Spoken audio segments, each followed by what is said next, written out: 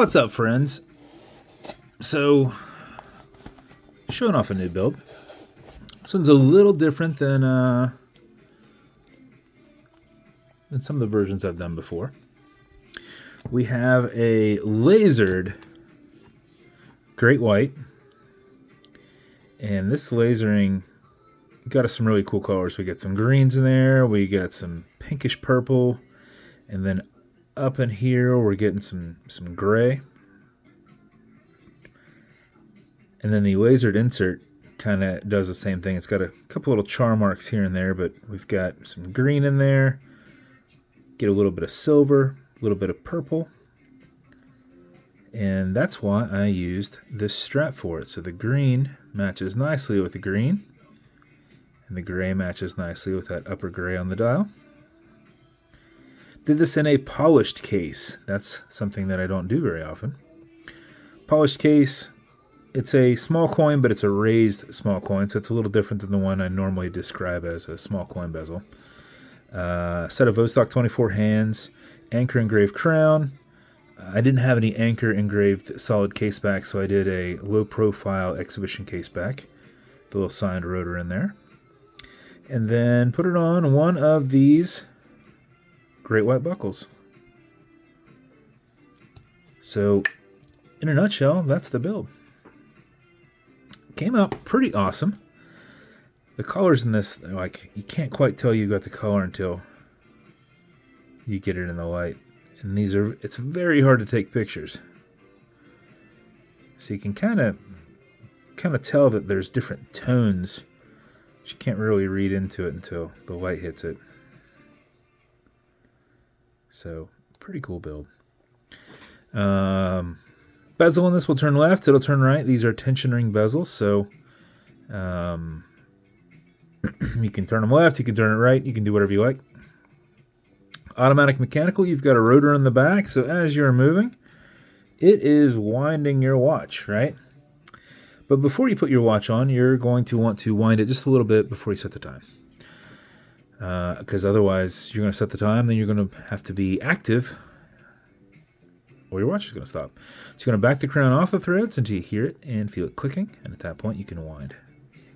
And a wind is a turn clockwise as you're looking at it, but turning it back towards you will make it click. It just will not wind it. But it is a lot easier to keep your finger spacing and go back and forth, which is what I like to do. So if you do this for 4 or 5 seconds before you put it on, that mixed with your rotor movement will keep your time throughout the day. And if you do it for another 4 or 5 seconds, you're going to max out your 31-hour plus power reserve on it. You cannot overwind it, so don't worry about that. If you wound it up and set it down, it would run for about 36 hours without any movement or input. It's 31-hour minimum, but I usually get about 36. So when you're happy with your winding, you're going to pull it to the 1 and only click. And now you can set your time. And now it doesn't have a hacking movement, so it's going to keep ticking. You'll also notice you've got what's called a wobble crown. Feels like a loose crown, but that just deflects lateral pressure from transferring into the stem and into your movement, into your keyless works. So when you're pushing and prying on it, you're not putting any adverse pressure on the movement. Okay, Google, what time is it? It's 2:56 p.m. When you're good, you're going to push it over, get it out of that time setting, and then crank it down. And that is the build. As with every build, you're going to get matching beads. Got some cool color in there to help pull some of that color. Like these ones almost perfectly match. It's going to come in one of my great white slider boxes with an Atlas watch pillow in there. Now this one's going to come with a lot of things because you have a lot of stuff going on here. So the normal is the watch cleaner, which is good on all glass and metal parts, so everything here in the center, non-streaking, non-toxic, non-residue, as well as a microfiber. You're also going to get leather conditioner to keep this strap perfectly soft. This is a strap from Twan over HD straps. Super, super soft. But if you ever feel that it's not, you're probably going to want to apply it on the back side. This up here is more of a suede felt, This is your actual leather that's, if you're going to have any issue, it's probably going to be with this, which against your skin, and it's not that it's not soft or anything like that, but this is where I would apply it. Use a rag or something like that. Don't use one of your microfibers. You're also going to get some Cape Cod cloth. Now, when you cut this open, only cut a little tiny section of this off. Do not use this whole thing. And these kind of stay wet, so make sure you put this in a bag. You don't want this to dry out. And you take that little pink square, and that's for your polished case, because you can put hairline scratches in it, but they will come out. You're just going to go back and forth on those scratches. Now, what I've found is I'll order cases, they'll come to me, and I won't notice that there's any issue with them until I take micro pictures of them, right? Now, more often than not, I can't see the issue, but I can tell there's an issue there. And then if you look hard enough and bounce some light off, then you see it. This will take those out. But I found that it takes about 1.5 minutes, 2 minutes of just going back and forth over that area. Kind of sucks. I can't seem to do it like any quicker than that. You'll also notice that it will turn dark, as if like your watch is dirty. It does it every single time. I don't know why. It's like instantly starts turning the cloth dark.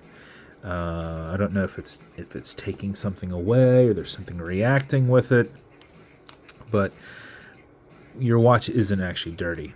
So you'll just sit there and do that back and forth, back and forth, back and forth, and if you want, you can flip it over and use the other side.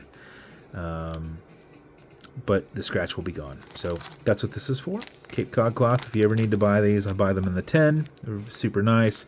It's like $20 for 5 of these. So if you have a lot of polished watches, these are perfect for you. Now, there might be somebody out there who's like, don't do that. You should use something different. But you know how it goes. You can find anybody that you want to say whatever you want to hear. I've used these. They work great. If you like somebody else and they don't like him and they like something different and you like him more than me, you can use what he says. So whatever. But you're going to get this for free. Whether you use it or not is up to you. But I've always used them and they work great. And I've been using them for years. So you'll have that in there too. And then lastly, you're going to get some fine scratch remover. This is Novus 2 from Amazon, just repackaged. It's like Polywatch, and it's for your domed acrylic glass because you can put little scratches in that.